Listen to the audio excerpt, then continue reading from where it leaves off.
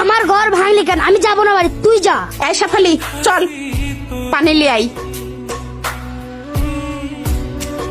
এই শেফালি ভাতগুলা তুল তো, আমি পটুকে লিয়ে আসি। আচ্ছা। পটু, ও পটু, পটু, ও পটু রে, ওই আবুল ভাই। কি হয়েছে গো পটুর মা? আমার পটুকে পদ্মাতে খাইয়ে নিয়েছে গো, শিগগিরই এসো।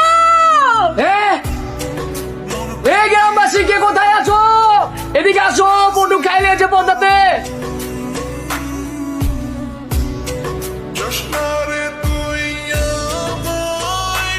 এখানে আর বেশিক্ষণ থাকবেন না, বাড়ি চলেন। কেন, সমস্যা কোথায়? পদ্মা কিন্তু মানুষ খায়। পদ্মা মানুষ খায় মানে?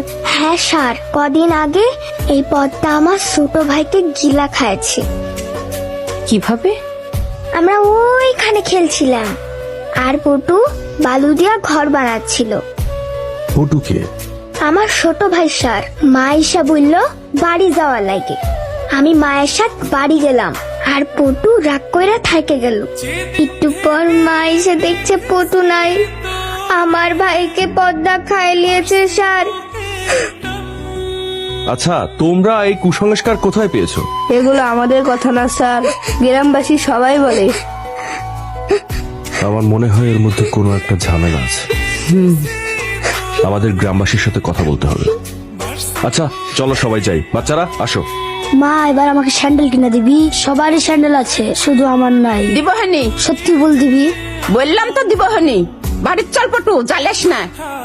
হই হই, যা যা। টাকা ধার করে স্যান্ডেল কিনে দিয়েছিলাম। এই স্যান্ডেলটা কিনে দেওয়ার পর থেকে পটু পায়ে থেকে খুলতো না স্যার। যেদিন পদ্মাতে খায় নিল সেই দিনও পড়া ছিল। পদ্মা অনেকদিন থেকেই মানুষ খায়, অনেকদিন থেকেই এই ঘটনা ঘটে আসছে। তবে মাঝখানে কয়েক বছর বন্ধ ছিল, আবার শুরু হয়েছে। আপনারা কয়েকদিন সাবধানে থাকবেন, নদীর আশেপাশে কেউ যাবেন না।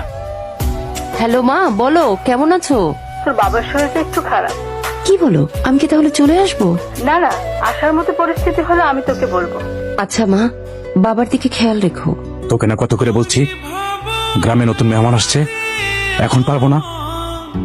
আরে তুই তো আমার জ্বালিয়ে খাবি দেখছি। শোন, সময় হলে আমি তোকে জানাবো। আপাতত কয়দিন ফোন দিবি না।